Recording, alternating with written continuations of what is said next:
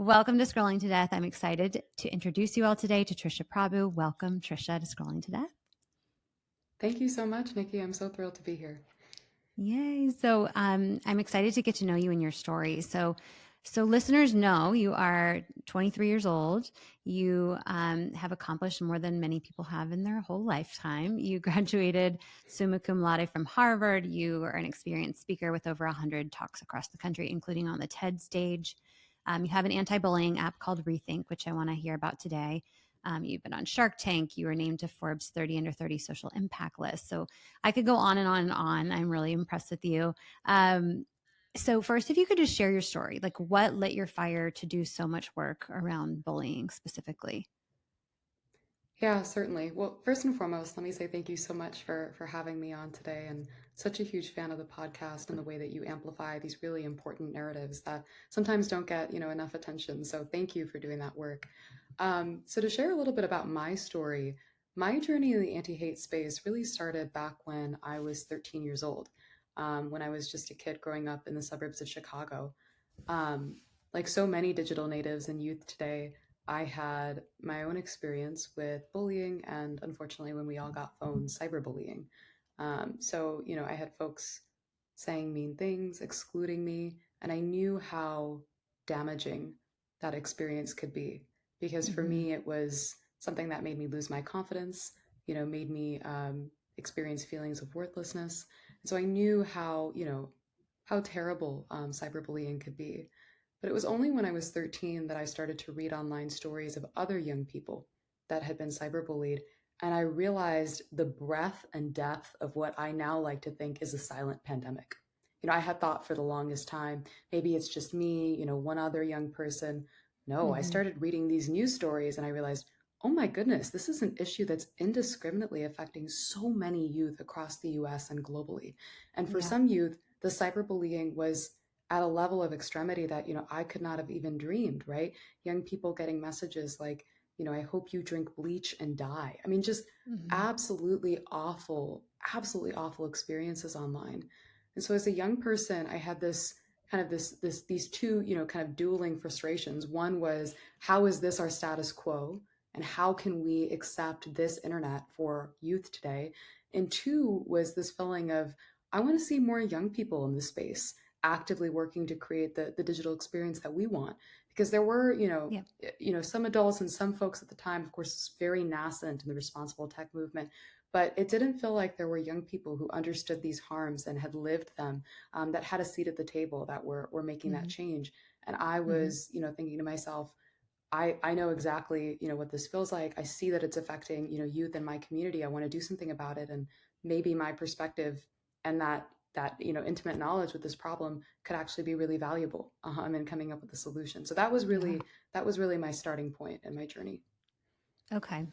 So you said you got your first phone when you were 13 No, so I got my or first phone oh, quite a bit earlier than that. Yeah. So I got my okay. first phone, I think when I was, maybe 7 or 8, and so that Oh that my was gosh. because my parents had to go to work every day, right? Yeah. So the phone Yeah. was a device to stay in touch with them. um, Mm-hmm. but I got my first smartphone, and that was really when things really took off. My first phone wasn't so much the trouble; it was the smartphone. I got my first smartphone when I was 10 or 11, and that was when, Okay. like so many young people, I started to have those challenges. Yeah. And at the time, so it was like 15-ish years ago, your parents probably didn't know about the harms that smartphones could hold, right? Like there wasn't the research No. and these conversations being amplified. So, and luckily nowadays we have alternatives to smartphones, and we'll kind of talk about that in a minute. But what were the platforms that you found to be most harmful or where you were encountering bullying on your smartphone? Yeah, it's interesting because it's a lot of the same trends and themes that we see today and that I see when I talk with youth. In some ways, the space has changed considerably, but in other ways, so many of these problems, these underlying problems persist, and that to me is Right. is really sad because it's evidence of the fact that we haven't done enough, right, in the last decade to take these challenges on. But one common theme was, apps that afforded anonymity. At the time, Ask.fm was a very popular app where people would go on and could anonymously ask questions of other people. Mm-hmm. That was certainly an issue. spaces where, you could create groups, and there became a mob mentality, and it was a group targeting an individual. We've Mm-hmm. seen a lot of apps that sometimes people don't think of as social media, right? But absolutely Yeah. are a form of social media that facilitate that. But in some ways, I also felt, Nikki, that I was lucky in the sense that, at the time, your TikToks, Instagram, Snapchats of the world, were not around and were not as popular. And today, the Yep. type of image and video based harassment that I see of youth is, I mean, truly for me, terrifying. Mm-hmm. So in some ways, I was lucky, but it shouldn't be that, every generation that's a little further behind emerging tech is lucky, right? It should be that we get to Right. harness the good and we get to absolutely push the bad away. Absolutely. And you mentioned suicide baiting, like kids telling other kids to basically go kill themselves. Mm, And that's something I've been investigating a lot recently because I noticed how prevalent it is within Discord and other gaming chats specifically, but also on social media. yeah. What are your thoughts around like why kids say things like that serious on these platforms, on these chatting platforms, whatever they may be? I think it's a combination of things. I think part of it is certainly, a lack of education, about mental health topics like suicide. We don't Hmm. have conversations like that. I didn't have that education growing up, and Yeah. sadly today a lot of youth still don't have that education. So I think that that's one part of it. But I will say another part of it is, in having talked to so many youth now over the decade that I've been doing this work, one thing that really stands out to me is everyone will say that their digital experiences feel so ephemeral, like what they're saying doesn't matter. It's just disappearing into this black void, right? And Hmm. there's no friction and there's no sense of accountability or responsibility. It's just the space where they can be possibly at their worst. Yeah. And so Yeah. it's interesting because a lot of these young people say, well, I would never say something like that in person. Hmm. But there's something Right. about the digital world and the way that it brings out, these worst impulses. Hmm. And so I don't think that it's, in having spoken with so many youth, I don't think that it's, we sometimes hear this narrative, kids these days, they're just the worst. I really don't believe that. I think the Hmm. way that products have been designed, unfortunately, are not conducive to safe, responsible conversation. I think they're designed sometimes, right, to bring out the worst in us because that's what gets likes and that's what gets attention, right? And that's what, so I think that we've created an environment for young people, unfortunately, to say and behave in ways that are really harmful. I agree. And when it came to your bullying, did you tell your parents? Did you tell your teachers or anyone about what you were experiencing? So I did not for a while, and that's, as research shows, like most youth, Yep. and that is, I think, that was one of the most profound realizations for me in doing this work. It influenced a lot of the work that I did with Rethink, was realizing that a lot of young people are not comfortable going to, a parent or a teacher, Hmm. and yet the burden is put on them, right, to take action, which Hmm. it seems so kind of twisted around that we do that. But yeah, I Hmm. mean, I really struggled with that, and in talking with you today, it seems like it's a lot of the same themes and threads of, worrying that you'd get in trouble for some reason, being Hmm. ashamed, right, that you were, experiencing this, or that, your peers saw you in this way, Hmm. not wanting to, possibly add to your parents' stress, right? If they're experiencing other things, thinking, I just need to own up and handle this. I can't add Yeah. more, or, the other thing I hear, young people say is, well, my parents never really talked to me, about technology and the internet. So Hmm. I never really thought, I'm always the one, fixing tech stuff for them. So I never really thought of them as someone I could turn to because we never really had a conversation where they were kind of supporting me and my digital experience. So, I mean, that's Right. something we can get into, but I think that those are all issues that remain really relevant. Yeah. And you hear a lot that the kid doesn't want their device taken away. And they're afraid that if they Yep. tell they're getting bullied, right, they're going to lose that device, which they're so Device. Yep. dependent on. Um, Mm-hmm. and the generational differences is really interesting. And I think we did just go through a decade where the kids were definitely more tech savvy than the parents. And Yeah. we as parents just didn't know any better and Mm-hmm. couldn't keep up. And I think we're passing that. I hope now parents are learning that it's our responsibility to teach our kids how to use technology safely and talk to them about Yes. it every single day. We have to be asking, Yes. right? Like, and what are those Yes. questions like parents can ask their kids who are using their technology to try to gauge where they're at emotionally? It's a good question. I think Yeah. so. I mean, I have a couple of advice, a couple of pieces of advice for parents Yeah. with respect to, talking to your youth, your children about tech and the internet. I think one, Mm-hmm. it really helps to have those conversations as early as possible, as Mm-hmm. proactively as possible. So even Yeah. before, your child gets a device, if you can start planting those seeds and having those conversations, that's a really, really powerful way to create transparency, right? And to identify to your child that you are an expert, you are a source of authority, right, on this topic, and Mm-hmm. you are someone that they can turn to. A practice that I've seen a lot of parents implement and that they've all reported a lot of success with is like a weekly check-in, and it's for the Mm-hmm. whole family. So the whole family comes together. Everyone sits down at the table, kind of like we might, at dinner, and Yeah. we talk about devices, we talk about rules, we establish clear expectations, right? We talk Mm-hmm. about what we're seeing, what we're experiencing, and at first it can feel a little awkward and forced, but over time it just becomes a normal thing, just like you check in about homework, just like you check in about anything else, right? Now you're checking Yeah. in about devices, right? And digital experiences. And again, Mm-hmm. it's just such a good way to create transparency. It's also a really great way to ensure that you and your child are kind of collaborating on this digital experience together, Mm-hmm. right? To your Yeah. point about, kids sometimes being worried that their device is going to be taken away. Well, when you and your child are co-creating rules together and there's that level of trust and legitimacy from both perspectives and ends, it's much more Mm-hmm. likely that your child's going to adhere to every rule. It's also more likely that they're going to feel like they can come to you and not face some sort of adverse consequence, right? So I think those weekly syncs Mm-hmm. can be really powerful. And then in terms of what specifically to say, there are a bunch of things, but I think the one thing that I'll kind of draw attention to, because I don't think Mm-hmm. enough parents do this, is to talk about the scary stuff. I think a lot of Mm-hmm. parents don't want to have, it just feels so taboo, right? To talk about, Yeah. for instance, deep fake porn. No one wants to Mm-hmm. have that conversation, but Mm-hmm. while it's rare, it's happening, right? And Yeah. it's increasingly becoming more prevalent. And those are especially the types of situations where a young person is extremely likely, right, not to tell anyone or to be really worried that they can't come to their parent, or especially to think, my parent doesn't know anything about this. How could I even begin to Yeah. explain this to them?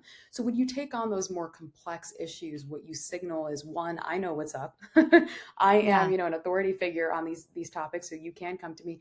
And two, Exactly. Yep.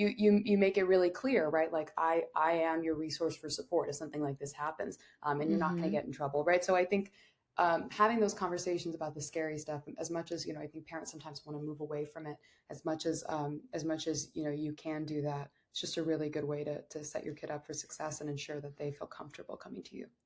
Yeah. And I think that the risks are too great. And you may think, oh, not that's not going to happen to my kid. It's just not. Hmm. But every Yep. parent I talk to whose child has been harmed, they are a normal kid and they never, ever would have Yep. imagined what happened to their kid. And and unfortunately, our kids are getting targeted on social media, specifically with things like sextortion schemes. Our young Yep. teenage boys are 13 and 14 years old getting contacted by a pretty girl asking for a nude photo. That's actually a Yep. man in Africa that's going to now extort him for money. And Hmm.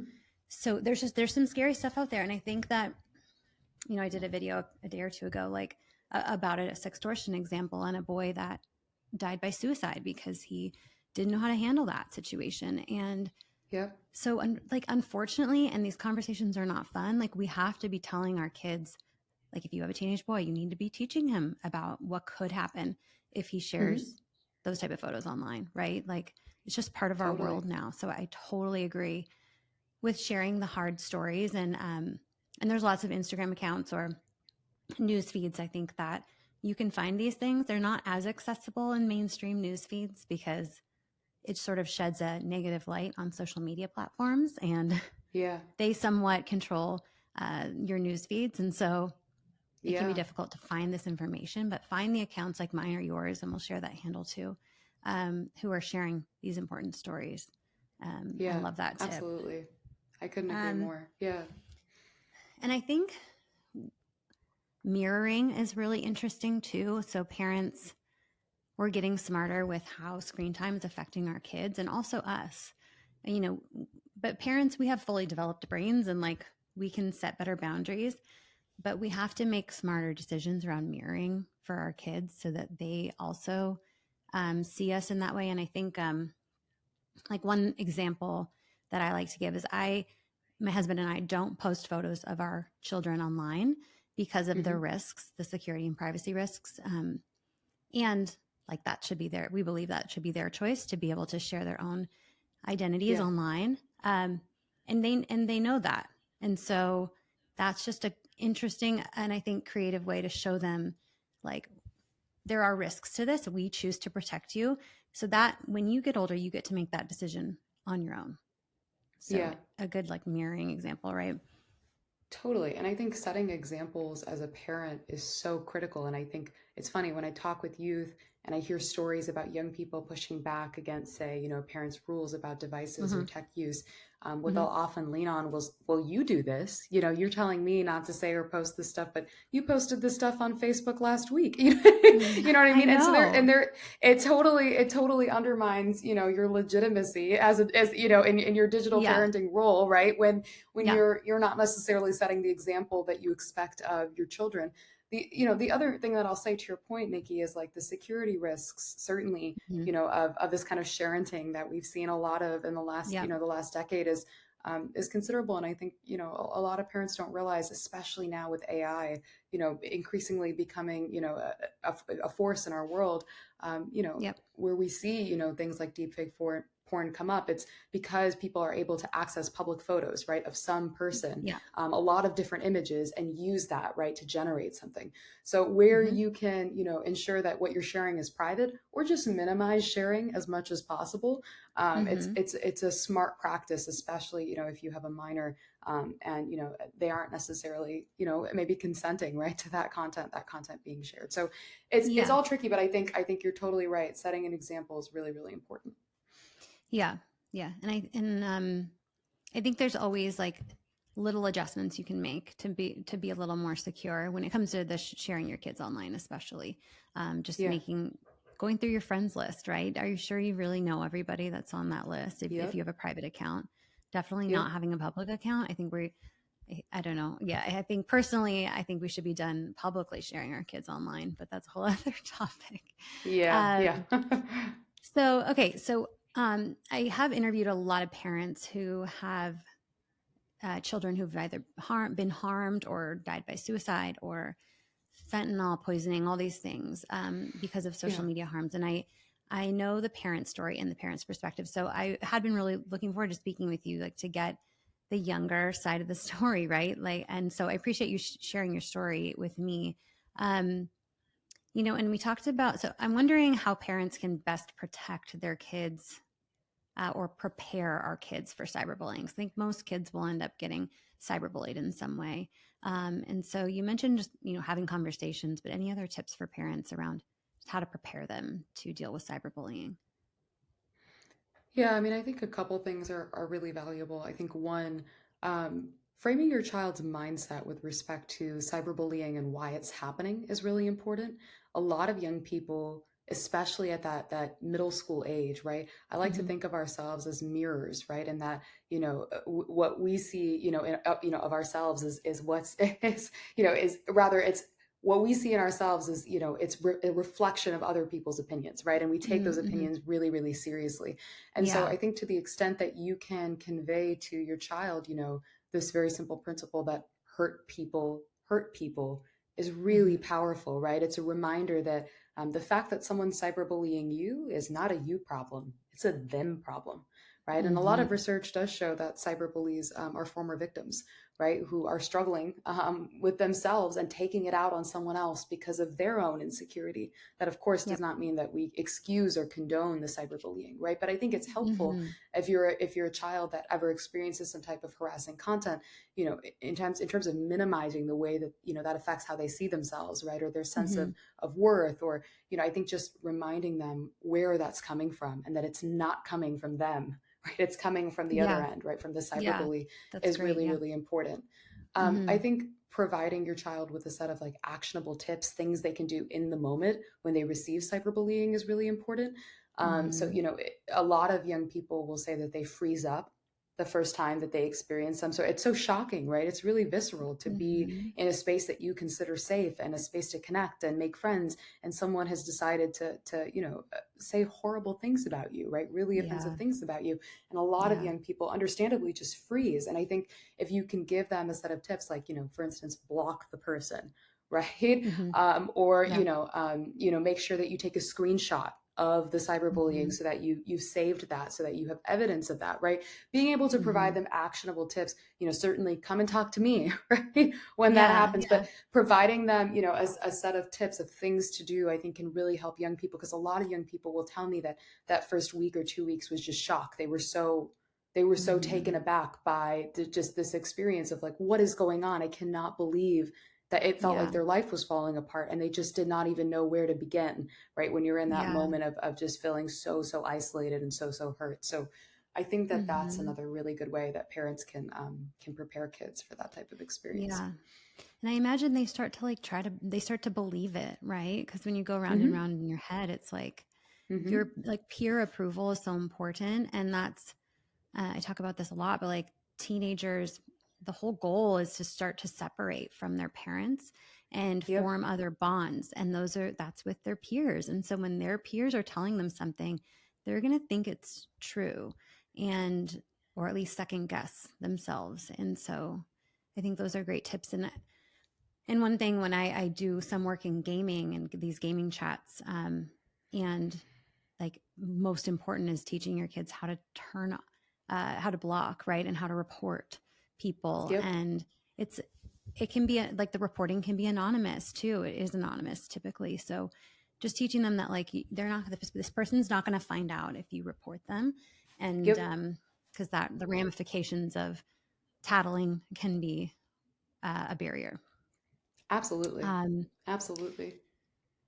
so we, as parents, we don't want our kids to experience cyberbullying ever, right? So Of course. one thing, and we know also that one place that they get cyberbullied, often where kids get cyberbullied, is social media.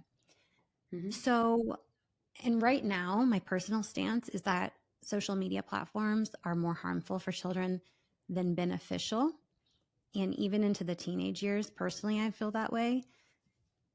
So, what are your thoughts around like when kids or teens should be able to access social media? And I know it's case by case, but just wondering what your personal thoughts are. Um, and like, is it even safe for them at all? And do the benefits outweigh the harms? Yeah, it's such a tricky question, I know. because I think it is case by case, but more than that, I don't know per se that there is a perfect age, right? Particularly in those youth years, for youth Yep. to join social media. A lot of it has to do with the brain science. There's some great research out by the American Psychological Association talking about Mm-hmm. how social media use, especially at those younger years, quite literally shapes how our brain develops, right? I know. And so, Yeah. there's a lot of evidence to say certainly younger than 13 is a big no-no. Yep. And then I think, after that, it's a question of, I think, evaluating, certainly your child's maturity, right, and how they Mm-hmm. see the social media.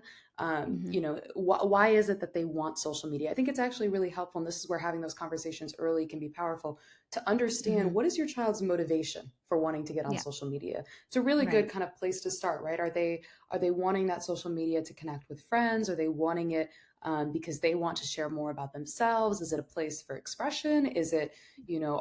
all of their friends are on social media? I think, I think just understanding those reasons can be really helpful. And it's also helpful then to get a sense of, okay, are these the right reasons? Right, in Mm-hmm. my view, right, for my Yeah. child to get on social media. I Yeah. mean, is it more beneficial than harmful? I would say on average, probably no. There are certain Mm-hmm. groups I think that benefit more. For instance, the LGBTQ plus community historically, Mm-hmm. there's been a lot of folks that have said that, especially in spaces where, they're experiencing homophobia or they can't find Mm-hmm. community elsewhere.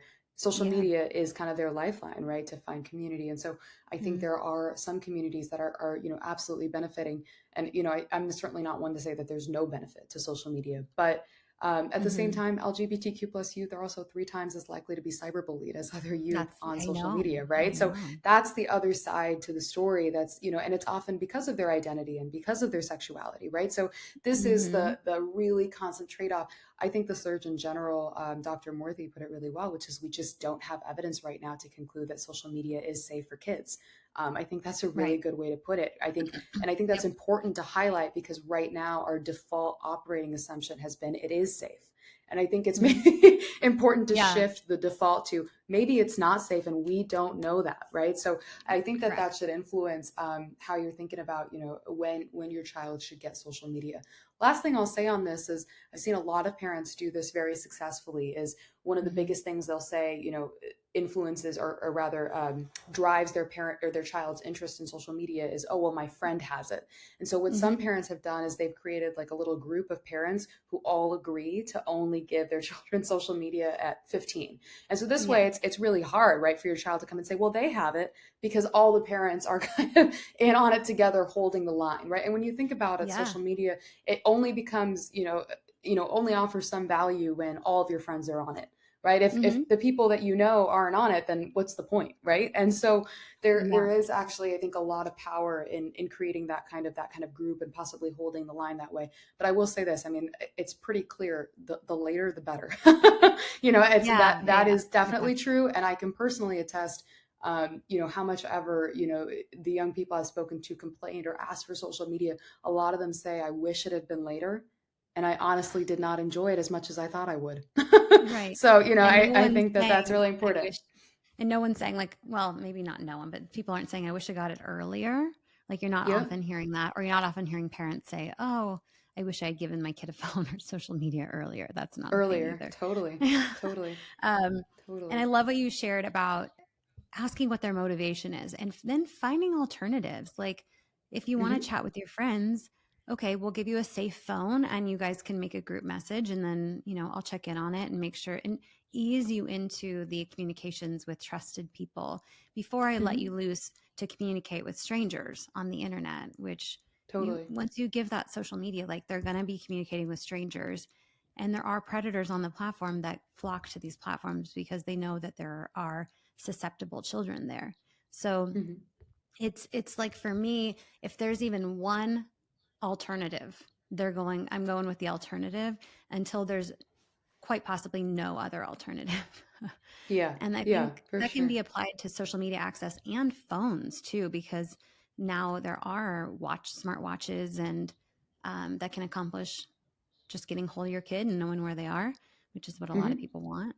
And Hmm. then there's like the Bark phone, which allows you to only give them access to exactly what you want them to have access to, and also get alerts if there's something harmful.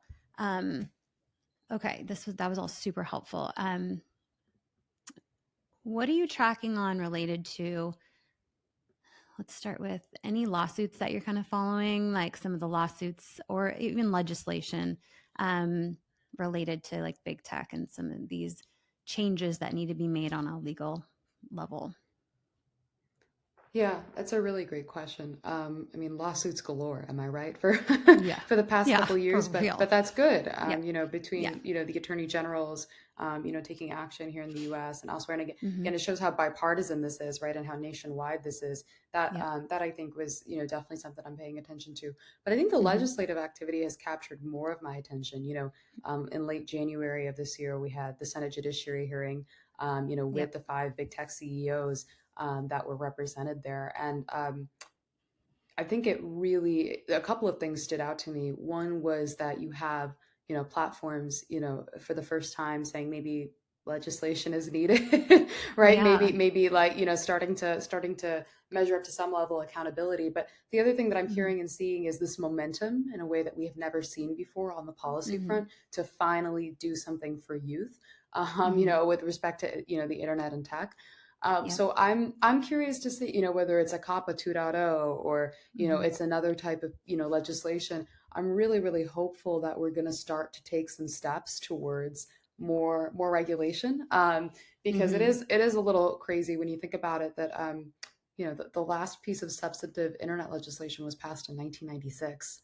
Yeah, Right. it's been Crazy. almost 30 years. And the way that the Mhm. internet has evolved and changed since then, with clearly a number of public harms, right?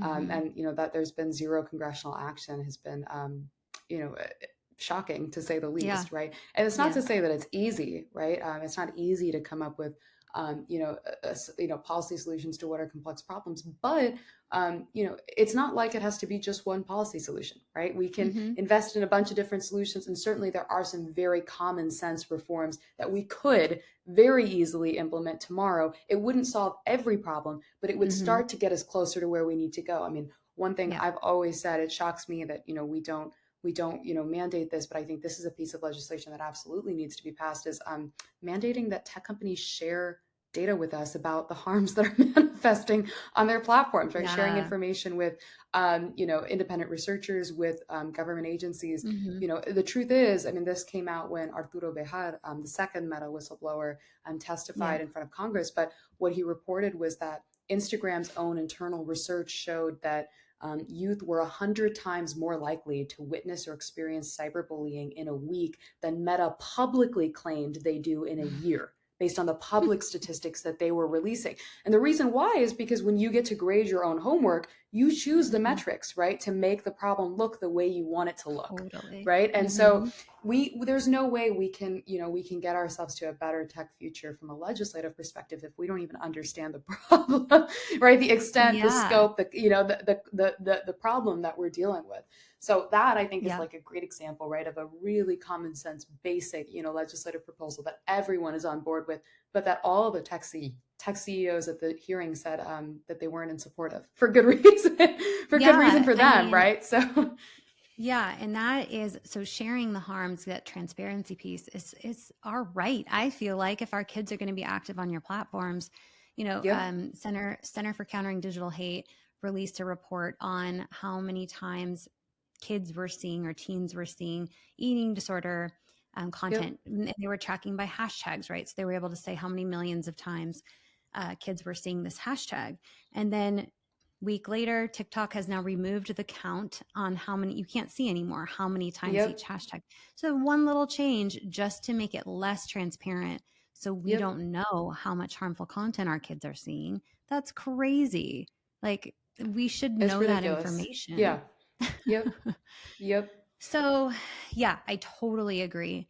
And there is so much happening. And I think we're pushing in the right direction when it comes to legislation and the lawsuits that will lead to better protection for us and our kids. Um, and I think media, like, I think we're on the right track with more mainstream media and lots of new documentaries being made on this topic, Yes. and um, interviews and outlets covering it, and celebrities talking about it, things like that. So I think, like, we're on the right track there. But when it comes to digital safety education in the homes, I feel like we're still Mm. not reaching a lot of families. And I've been in contact with a couple of companies, startups who are trying to create online safety platforms. So how to, educating parents on digital safety or cyberbullying. Um, and and I know that you've worked and created an app called Rethink, which is also, I think, in this space. But tell me about your app and what your goal is with it. Yeah, so Rethink is a technology that proactively detects offensive content and then gives youth a Okay. chance to pause, review, and rethink. So it's actually more Mm. youth geared than it is parent geared. Oh, But the good. Okay. idea is to stop the cyberbullying before it happens at the Okay. source and equip youth with the skills to be a little bit more intentional and critical in how they're communicating with each other online. Right, to this point Mm. about young people not necessarily having their brains fully developed, right, and also often not being equipped with the skills to behave responsibly online because they've had no digital literacy education, right? It's not being offered to Hmm. them in schools, and they're in this environment that often leads them and predisposes them to behave in ways that are bringing out the worst in them. I wanted to create something that could counter that. something that Yeah. didn't put the burden on the victim to act, but something that actually offered every young person the chance to be the best version of themselves online, to create the digital Mm, experience that they and every young person deserves. And so that was kind of the motivating vision behind Rethink. So we kind of focus more on the youth, but we work with parents and educators to deliver mhm. the technology to youth and give them that chance to pause, review, and rethink. We find it's a really effective way to not only stop cyberbullying before it happens, but to promote that behavioral critical thinking that a lot of young Mhm. people need at that young age to learn how to make good decisions online and offline. Yeah. I mean, I love that it's targeted to the kid to youth because their lives are so fast and they Yes. respond so fast. Like when you see the Snapchats that go back and the snaps that go back and forth between these kids, it's like Oh my crazy the goodness. amount, Yeah. and so they just aren't pausing to think. And also we know that due to their brain still developing, like their impulse control is not developed yet, right? So Yep. Yep.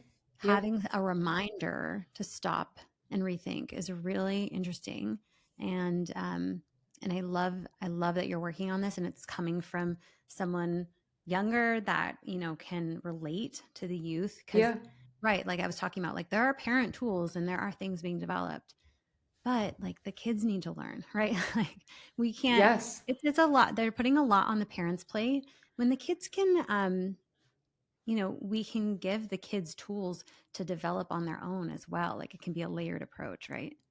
100%. And to your point about burdening parents, I mean, listen, I think that parents need and deserve more agency in this space, but I also think that we shouldn't confuse creating a better internet with giving that task to parents. It's not it's Yeah, not no, parents' jobs, right, to create safe products for their kids. Those products should be right. safe, period.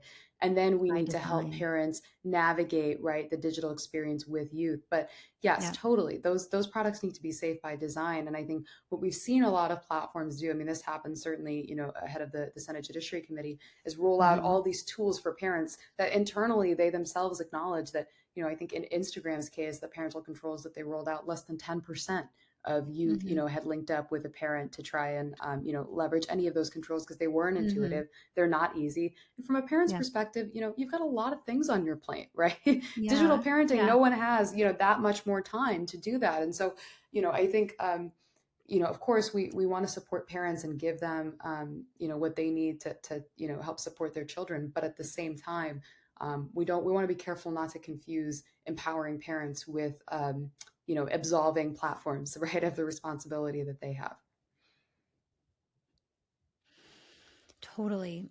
And I think we're just really behind in supporting parents. One example, Trisha, is at my kids' school. In starting in fourth grade, they get to take their iPads home, and the district sent out an email. Hey, we know you want to be able to have more control over the kids' iPod at home, so starting at 6 p.m., you can have it turned off, basically, or blocked or something. And there was all these instructions, and it was so complicated. And I was like, I mean, that's like no one's going to do this. And I found out two people of like 1,000, two parents had enrolled in this because it was so Wow. complicated. And they're Yeah. probably just like, I'm just going to turn it off, or they're not even thinking about it because they don't know about the harms. So Yeah. Why not do like, that by yeah, default? Why not have it I turn off at know. 6 p.m., right? Why not do it the other way around? I have Totally. to take them home in the Totally. first place. Like I am opting Totally. out of that when my kids in that grade. No, thank you. I'll take the papers home. They Yep. can do paper homework.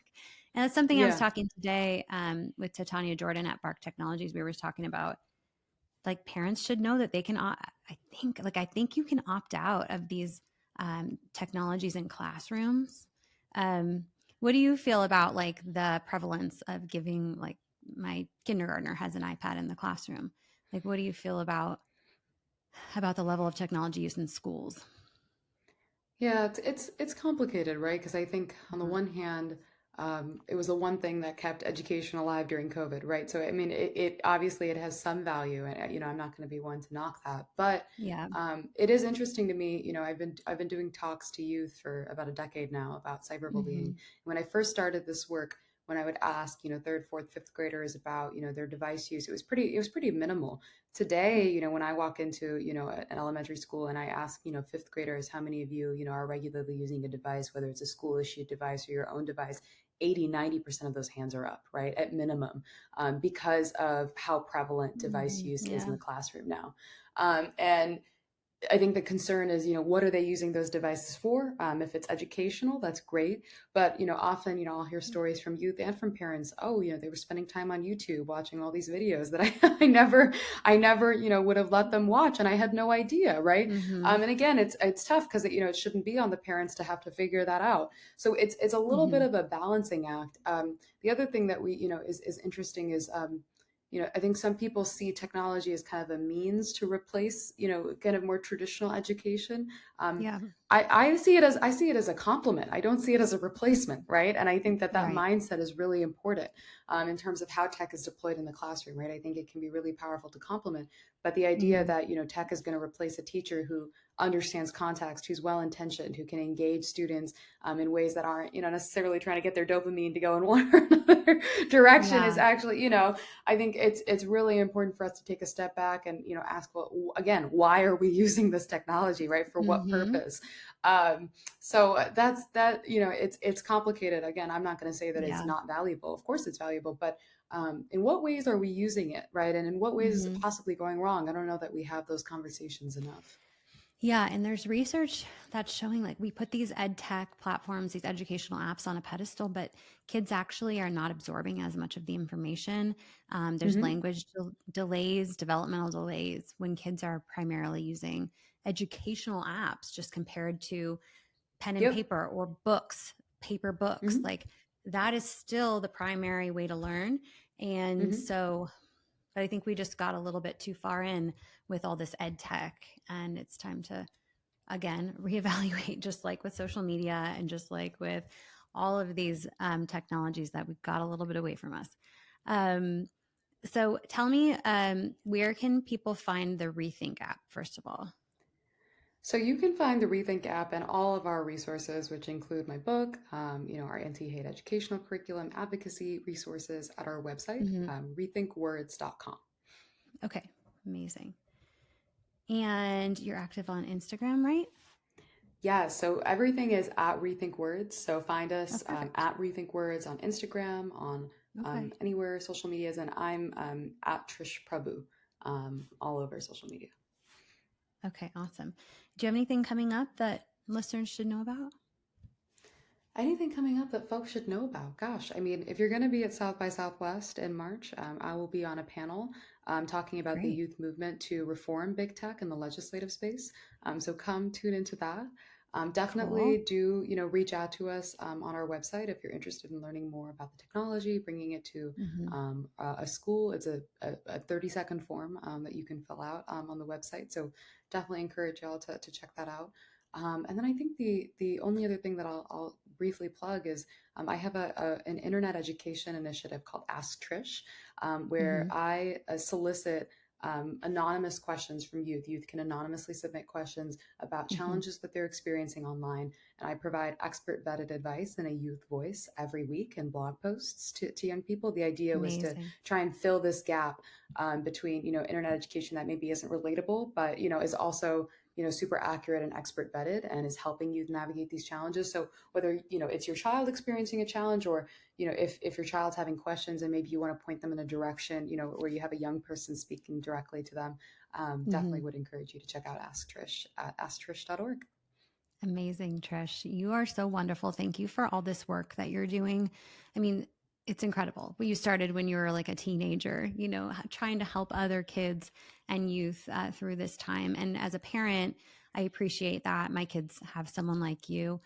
They're not online yet, but when they are, I'm going to have them follow you and make sure that they're, you know, listening in, because it's so important for us all to be involved in this conversation.